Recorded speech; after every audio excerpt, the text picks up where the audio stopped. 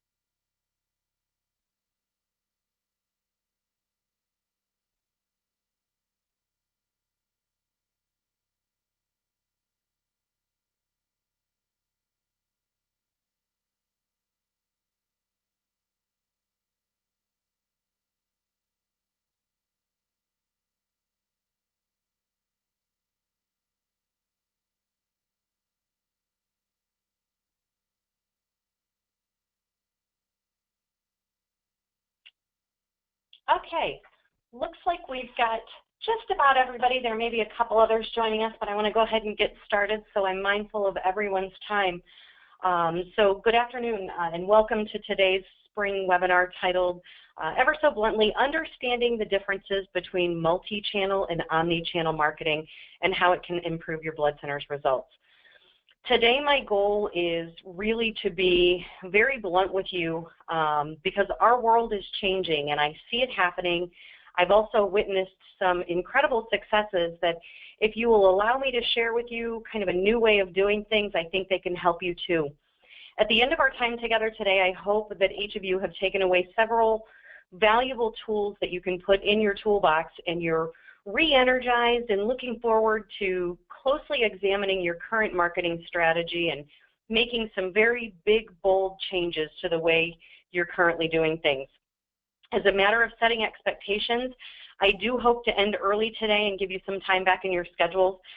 This is a lofty topic, and I'm going to be speaking at a very high level. So I'm going to keep it brief, and I hope to inspire you to dig deeper and apply these principles in your organization. That said, as we go through, there is a chat feature in GoToMeeting. If you see that at the bottom of your screen, feel free to type in questions on the fly. We have a Q&A session towards the end, and I'll be answering those live. So let's get started. Okay, so first we have some folks on the line today that I have not met and that are new names. So I want to take a second to just introduce you to who Incept is. So that you have some background before we dive in. Incept is a conversational marketing firm that specializes in developing and strengthening relationships with your current and potential donors on behalf of our blood center clients. And I want to stop there because we have been using this as our elevator pitch for a few years. Some of you could probably even recite it back to me because you've heard me say it so often. But I want to explain some things that are very pertinent to today's talk. Conversational marketing is not just a buzzword, not to us anyway. Conversational marketing is truly necessary for building healthy relationships with your coworkers and your staff, with your hospital clients, and even with your donors. Most traditional marketing relies on less effective one-way communication channels like email or radio, TV, postcards, even text blasts. Conversational marketing uses personalized, one-on-one, two-way conversations to learn about and remember our donors' preferences and interests. It focuses on that two-way communication part, and the result is better targeted messaging that drives higher response and conversion rates. Traditional marketing channels are absolutely still needed, so I'm not at all putting them down. I'm just saying many of those focus on doing all of the talking and not as much learning and listening, while conversational marketing listens more than it speaks. It's well suited for businesses where trust is paramount and strong relationships exist and must exist for the business to flourish, and I believe that's us. So I challenge you to create marketing plans that are more donor-centric than ever before. And that's the kind of marketing we're talking about today. So why are we here to talk to you today? I think for many of you, you know we are the industry leader in donor recruitment. We've worked with many of you on the line today in a variety of ways. Some of you we do full service recruitment. Some we do all of your calling. There are some we do project work for, whether that's superlapse or a specific blood type or some inventory management or even just some seasonal work. But whatever the way, you have helped us reach more than 4 million lives saved as an organization, and we're very proud of that statistic and the learnings that we've had along the way that allow us to speak to you on topics like we're talking about today. Our billing structure assumes all of the risk, and this is going to be part of the talk today because you only pay for success. This model allows you to try new channels without investing heavy upfront costs, and that gives a lot of blood centers some comfort. We are absolutely obsessed with your donors. We genuinely believe that building relationships, regardless of the age of the donor, the generation of the donor, the gender of the donor, how long it's been since the donor last donated, you name it, we want to foster relationships that keep your donors returning for years to come. And lastly, and really relevant for today, we are a multi-channel service agency that encourages every client to be everywhere. Test constantly, challenge the status quo, and for the love of all products, red and yellow, stop doing things the way we've always done them. And I'm using air quotes there because I'm here to tell you strategies that worked 5 years ago are likely going to be less effective today. Some things that stopped working 5 years ago may need to be reintroduced and maybe more effective today. We're going to talk about expanding our reach and how to be everywhere, but also how to be smart about it. And that's really what's exciting about today. I do feel like I needed to give you just a little bit of background on who we were before I launched into our history, so it made a little bit more sense. But here you can see the dream team, and this is a large portion of our management staff.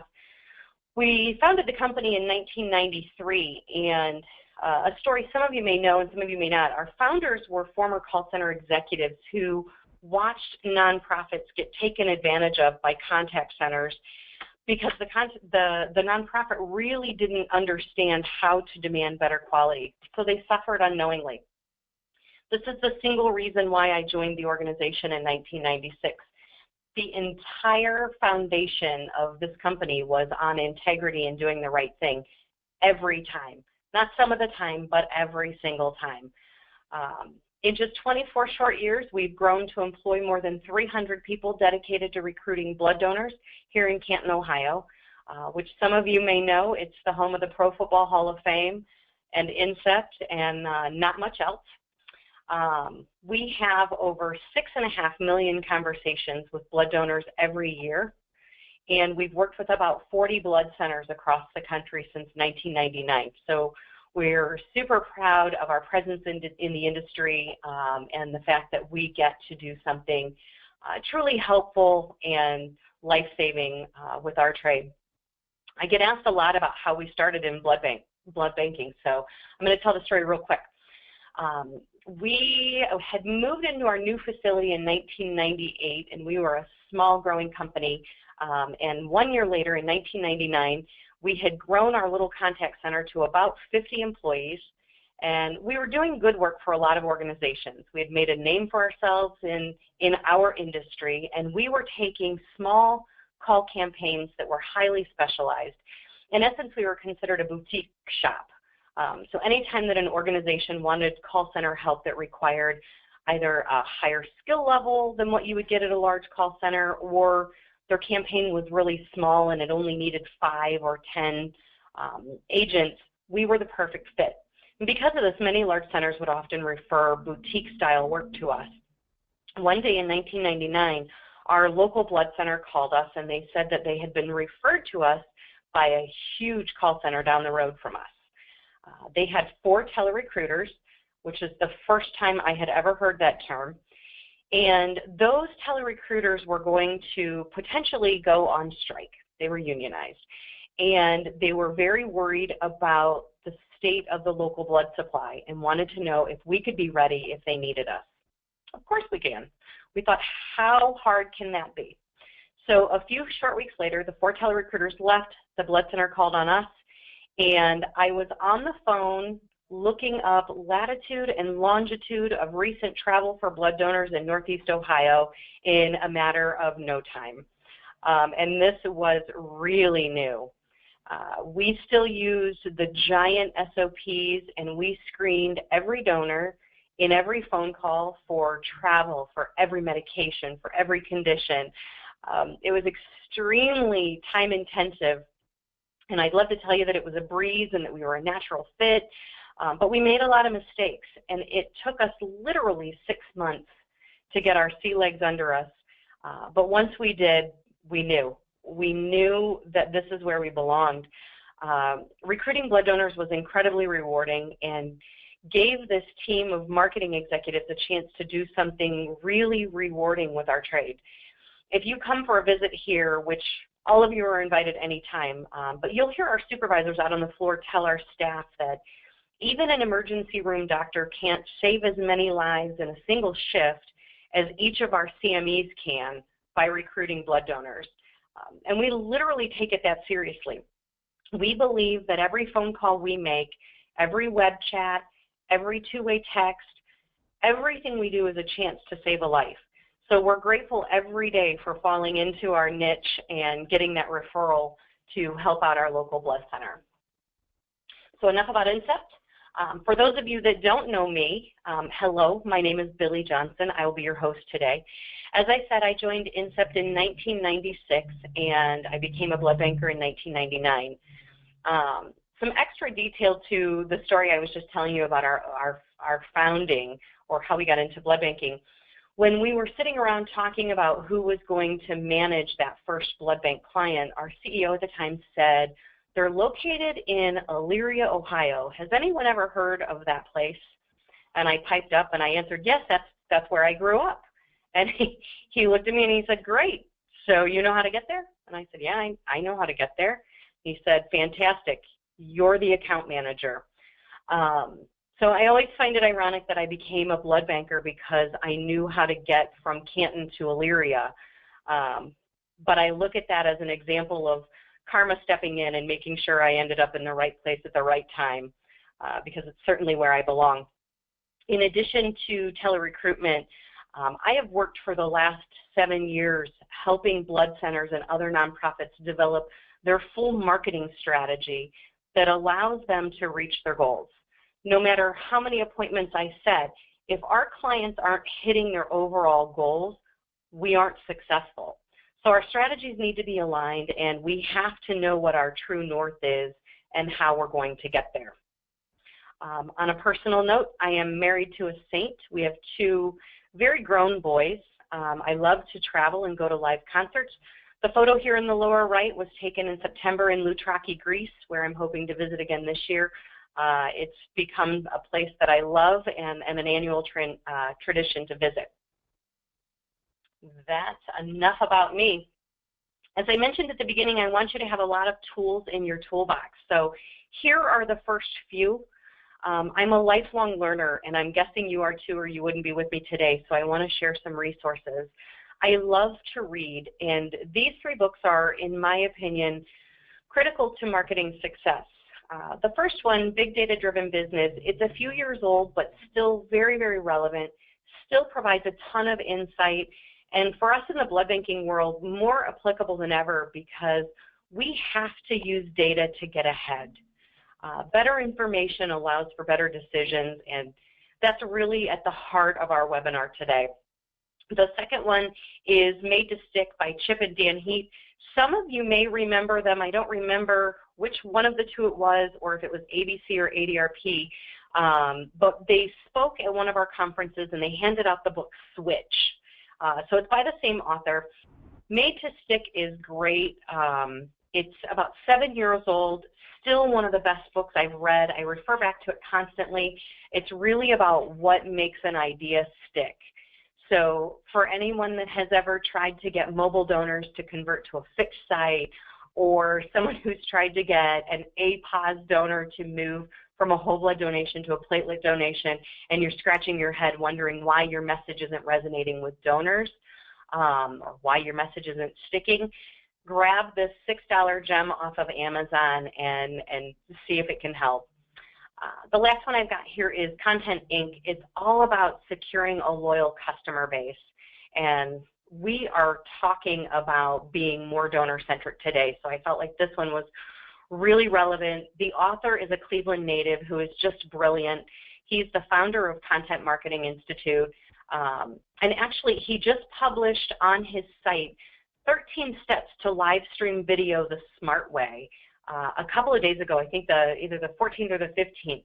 So if you are thinking about trying Facebook Live, or you've tried it and haven't had a ton of success, or any other streaming video, go to contentmarketinginstitute.com and look for this article. It's 13 steps to live stream video the smart way. It's really worth a few minutes of your time. Okay, so let's get to today's topic. I want to start by defining the terminology we're going to use. And some of these may be a little different. I know if you look them up online, you will find multiple definitions. So these are my definitions. That some are a little combined with some of the ones you'll find. But first up, what is multi-channel marketing? Obviously, multi means many. Multi-channel was based on the assumption that donors were going to select the way they want to engage with us. So most of you have preferences in your CRM systems where the donor can choose their communication preference. They can click the box that says, I prefer to get emails, or I prefer no phone calls. Some may have chosen mail only, like snail mail.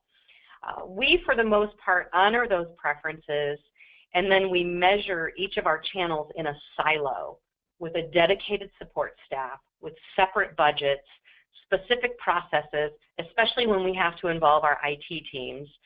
And our reports and revenue goals are also separate. In a multi-channel environment, we look at Facebook and say, we're getting, on average, 54 likes and 6 comments, and we have 987 followers. In telerecruitment, we look at the number of calls we make each month and how many appointments we generate and how many donors come from that.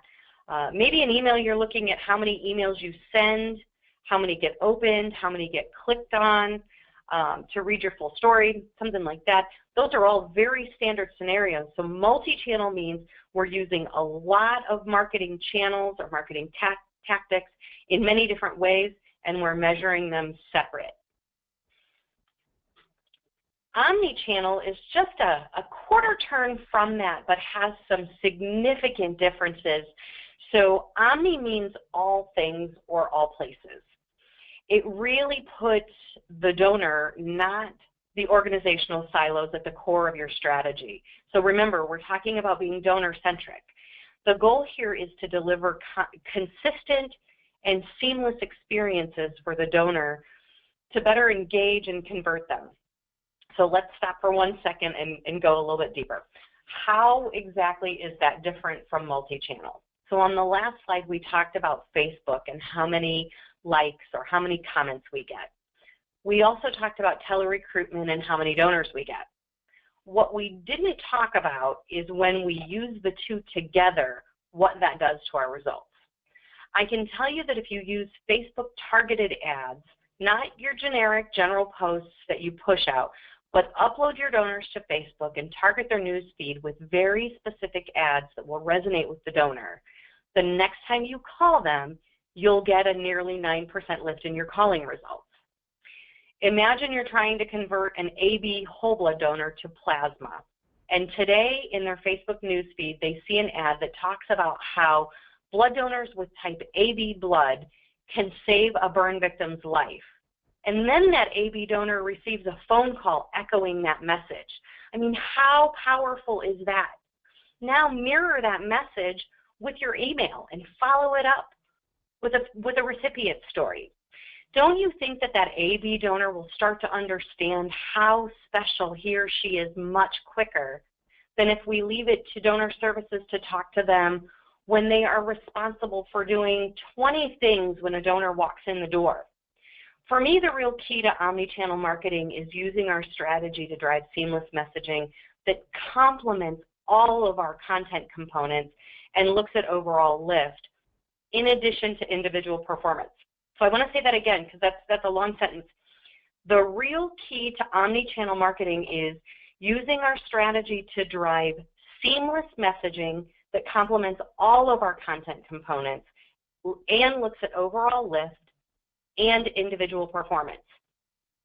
So you still need to measure individual performance of each channel, but you also need to look at the channels integrated. One of our clients who has a spectacular marketing program, they spend a considerable amount of money on television ads. We have learned that those TV ads have a huge impact on the way donors respond when we call them. There is a very direct correlation between the media spend and the response to telerecruitment. There are times throughout the year where they will pull back or run fewer commercials, and we see a distinct reduction in appointment rates over the phone. This is not a coincidence, but we never would have noticed it if we weren't looking at those two things together. If we were looking at each in silos, we would have been just saying, what's going on in telerecruitment? Why are your results so low? If we didn't know that the television spend was reduced for that week, we wouldn't have picked up on that. So for today, when I say omni-channel, I mean be everywhere and be integrated. Let's lighten the mood just a little bit. I like stats. Statistics help us make informed decisions by learning from those that have essentially blazed the trail before us, whatever that trail is. So fun fact number one, businesses that adopt omni-channel strategies achieve 91% greater year-over-year customer retention rates compared to businesses that do not. And this is according to Aspect Software. 91%. I mean, that is such a significant number, I can't ignore it. Even if there's a level of play on either side of that, that is so significant that we need to pay attention and we need to adopt omni-channel strategies. Fun fact number two, 87% of customers think brands need to put more effort into providing a seamless experience. 87 out of 100 customers are asking for us to line up our messaging and integrate our efforts. Frightening fact number three, by 2020, the demand for an omni-channel customer experience will be amplified by the need for nearly perfect execution. This means that in just a few years, a few things will be happening. First of all, my youngest son will graduate from high school, and that hurts. But secondly, we need to perfect omni-channel marketing when most of us haven't even started yet, and we're just learning what it means. So if any of you sat on January 1st this year marveling at how fast 2016 went, you know how quickly 2020 will be here, and we need to get ahead of this and start learning now about our donor base so that we're ready. And last, my guilty as charged fact number four. Number four says that 98% of Americans switch between devices in the same day. I think of myself as a pretty average American, so I'm going to give you my daily exposure. Think of me as your average blood donor, right? I'm 45 years old, wife, mother, I'm full-time employed, really middle of the road America. So I wake up, the first thing I do is I check my email, I check my texts, I look at Instagram and LinkedIn on my phone. Then while I'm getting ready, maybe I'll look at Pinterest or Facebook. I'll keep popping into my email a couple more times. In my car, I usually listen to my car radio for about 23 minutes. I drive past a dozen or so billboards. There are two colleges on my way into work. One of the two of them almost always has a blood drive sandwich board out front that's falling apart. It's missing letters most days. Then I drive through a busy retail shopping area. Once I'm at work, I turn on my PC, and now I'm locked in on my professional email. my office phone, and I play Pandora, usually with Justin Timberlake's radio station through my docking station, and I work. After a long day of working, I head to the gym. I listen to my favorite workout songs on Spotify while I glance up at the TV every now and then. Head home, get dinner, get everything cleaned up, settle in for the night, and that's where I somewhat become a millennial, but I think this is more normal than we realize. What I usually do when I sit down is we turn on the TV, then I open my phone, and I toggle between Facebook and Instagram, Pinterest, Amazon. I may even peruse through Banana Republic. While on my phone and watching TV, I often put my iPad on and launch Netflix. And then I'll pull out my laptop to do a little work because there's always a PowerPoint presentation that needs some tweaking. So on any given night, I have 4 devices, not in a single day, but simultaneously. I'll miss a TV commercial because I have my earbuds in so I can watch Stranger Things on Netflix. I won't answer my phone because I'm watching a show on TV and watching Stranger Things, and I can't talk right now, so I'm not going to pick up. You have a shot at catching me in email, but your timing better be spot on, because right now I'm toggling in between so many different things. Your best bet to get me is a sponsored or targeted ad on Facebook or Instagram or Pinterest. But I'm toggling, so you need to be on all 3, or I'll miss it. I think our donors are a lot this way, and maybe I'm a little too connected, but our donors are everywhere, and we need to be where they are when they're there. But the only way to do that is to get really intelligent with our data because it's expensive to be in all of those places. So it's time for the tasty portion of today's webinar. Some of you may have seen this in your email. This is seriously an incredible recipe. I promise I will be emailing the presentation out to everybody, so if you want the blueberry muffin recipe, you don't need to write it down because I don't want you to miss my point. To make the perfect blueberry muffin, each ingredient plays a critical role. If I make these muffins and I miss one ingredient, my muffins taste terrible. My husband will likely make a joke too that has something to do with when we first got married and I attempted to make muffins from scratch, and that brings back horrible memories for me and will ruin my day. But imagine making muffins and leaving out the baking powder. Baking powder is the difference between fluffy blueberry muffins and blueberry flavored paperweights. Even if every other ingredient was perfect and organic and fresh, it wouldn't matter if we didn't have a leavening agent to expand the bubbles in our batter, which causes the batter to rise and makes our muffins fluffy. So our marketing strategy is a recipe just like these blueberry muffins. I think I'm getting my point across. So every single ingredient is necessary when you're judging an integrated omni-channel marketing strategy.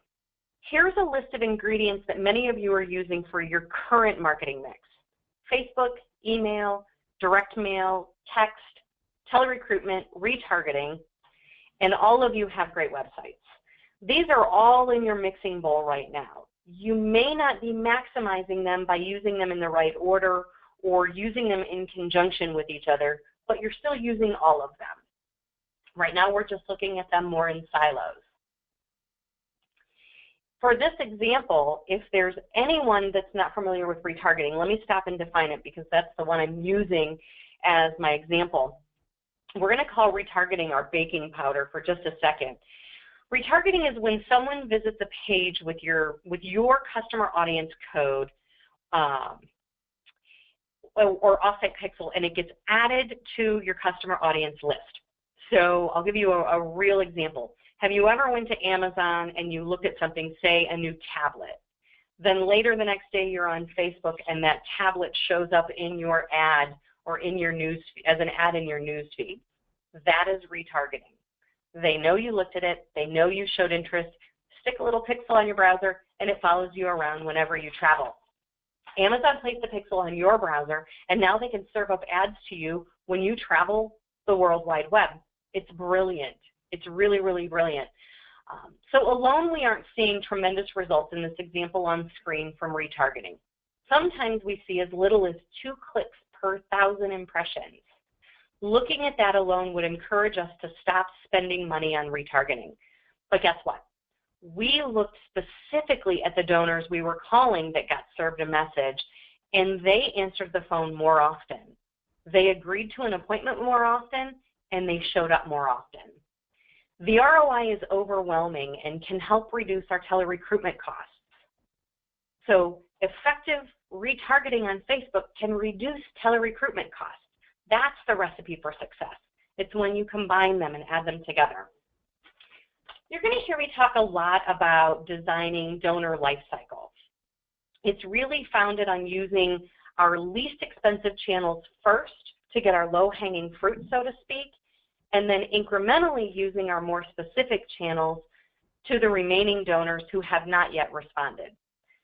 So once you've gathered data from a least cost first methodology, you can use analytics to create custom communication paths for each group of donors.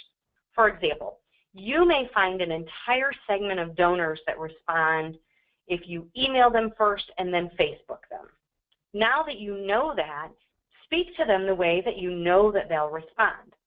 Others may need a phone call or a text. If it's me, don't email me. I likely gave you my Gmail address so I wouldn't get personal emails in my professional account, and I don't check my Gmail. I literally set it up to hand out when people say, do you have an email address? Because I know they're going to send an abundance of emails or newsletters or coupons. It's really for retail stores and loyalty programs. So the first step is really about gathering data. So to begin, what you want to do is do an A/B test and start to develop your paths. There are literally hundreds of combinations depending on what channels you include. Here are a couple dozen that we've tried. Within each, there's a segment of donors that respond and a segment that don't. A segment of our donors that say, that's the combination that works for me. We haven't even added two-way texting, outbound texting, online web chat, or a host of other ideas that we're using to communicate with our donors.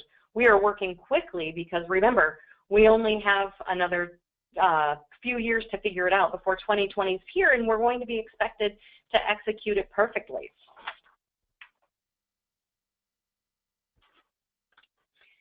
So here are a few tips. The biggest thing that I want to impress upon is to get your data in a spot where you can overlay all of your marketing channels and stay away from the silo and stay away from looking at each channel individually. Look at your entire marketing calendar and discover how your communication methods are going to work together to achieve conversions and foster relationships. Our donor bases, for the most part, are not getting bigger. They are all getting smaller. We have to take care of our donors for the future. We cannot lose them. We need to plan ahead. We need to work across departments to increase the likelihood of success. This is going to be tough if you don't have IT resources. It will be very tough if you aren't willing to change the mindset of that's how we do it, or that's how we've always done it, or that won't work here. You have to be willing to try out new things. Try out a new incentive. Get a professional to handle your Facebook account. If you haven't heard of some of the things I've mentioned today, you probably don't have a digital marketing expert on your staff, and you need to find one. You need to cast a wide net.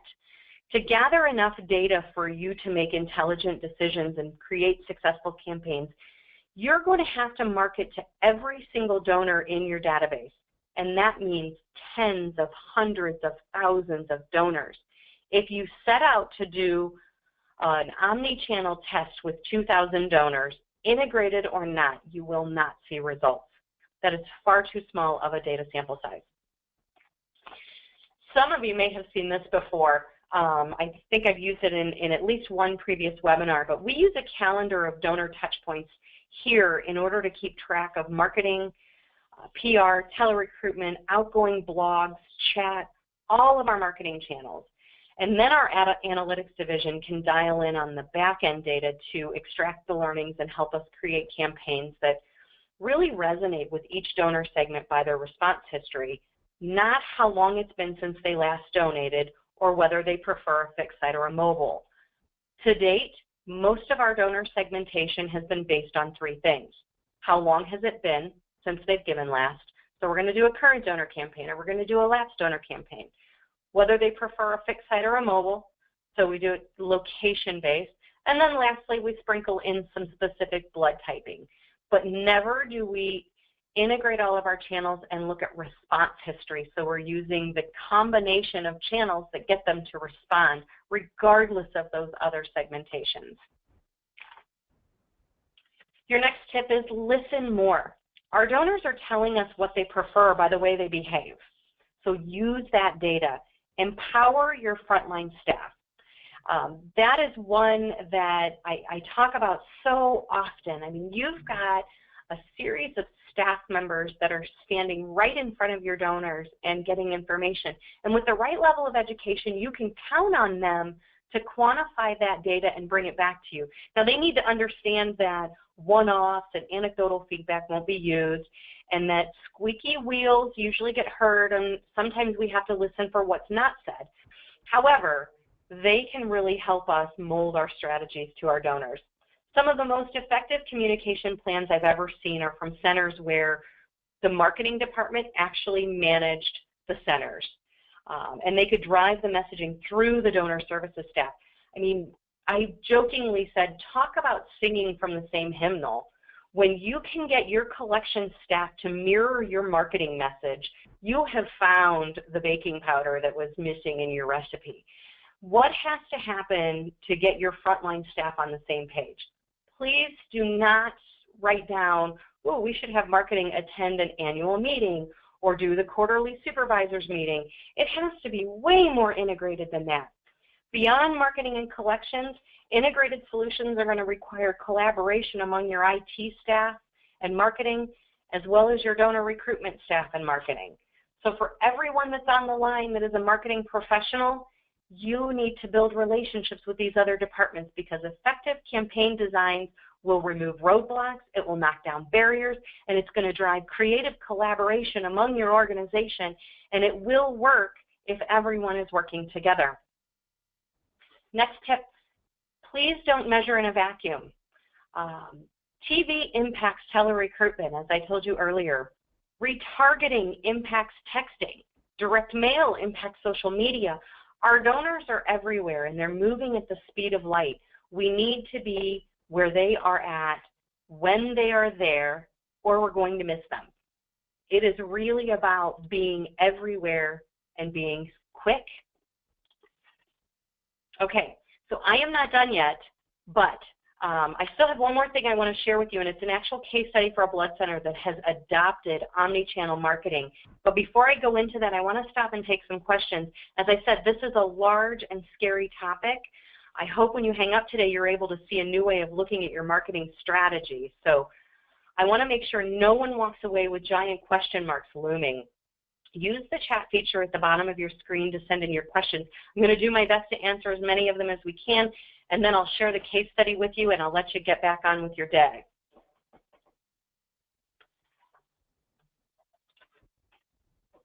All right, we've got some questions coming in.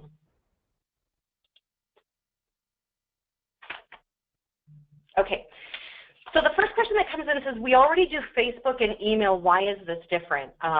This is a really good question, because I've had this conversation with some of you even on the line today.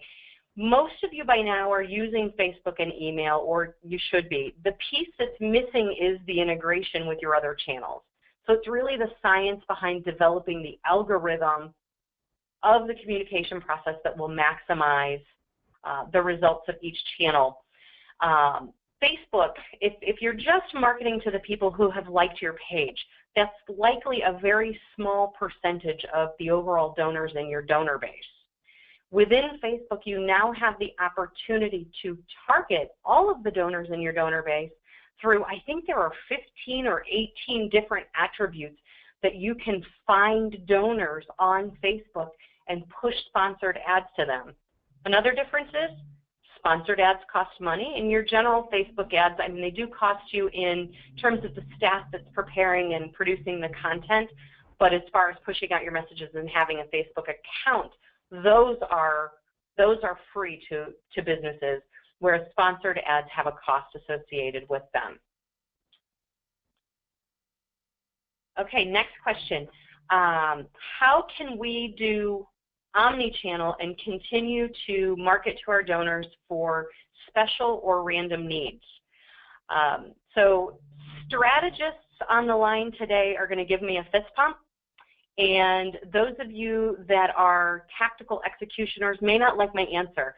Omni-channel is strategic and proactive, and it requires planning and it requires commitment. You won't be reacting to inventory fluctuations the way you do with current random needs. This doesn't mean you can never do a special appeal again, but it means you have to have a strategy built for how to handle them. So when you get a call from hospital services that says they have 18 platelets on the shelf and they need 80, you don't just say, all right, I'll call telerecruitment and tell them to call more. That is not being strategic. You launch an appeal that incorporates and coordinates all of your channels. You don't just make extra calls or send an extra email. You have a text and an email and a sponsored targeted Facebook ad, and you adjust your calling scripts, and they all have the same message. And you're looking every single day, you're monitoring it, who's responding to what, and you're adjusting how you use those channels to maximize response. So it's no longer fix it and forget it. It's every single day you're analyzing results and making adjustments. Next question. How do I integrate this with my other vendors or the CRM that I'm already using? So that's a great question, and I can't really speak to the functionality of the CRM providers out there. But I would schedule a meeting. I would say, who are the parties I have to get together to build a successful omni-channel program, and schedule a conference call. If you're working with us, I am happy to be on that call. Get us all on the phone. To date, we have used our analytics division for all of our analysis and reporting. So we're not using any data out of any BEX or out of anyone's CRM. It's all data that we're pulling. But I encourage you to really think through who needs to be involved and get them all on the line together. This next question is fabulous. How do you suggest fitting this into an already tight marketing budget? Budget is my favorite word in blood banking. So here's the deal.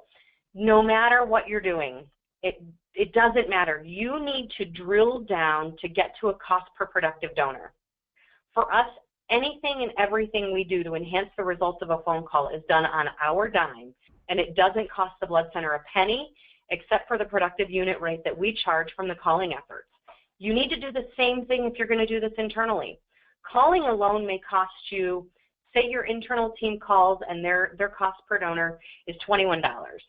If you add several $100s a month in Facebook sponsored ads, but your net cost of calling a donor goes down to $20 because you've increased your response, then you're at a favorable ROI. It's all about measuring the entire campaign and making sure that you are net positive. We've got time for one more question, and then we're going to get to our case study so we can wrap up on time.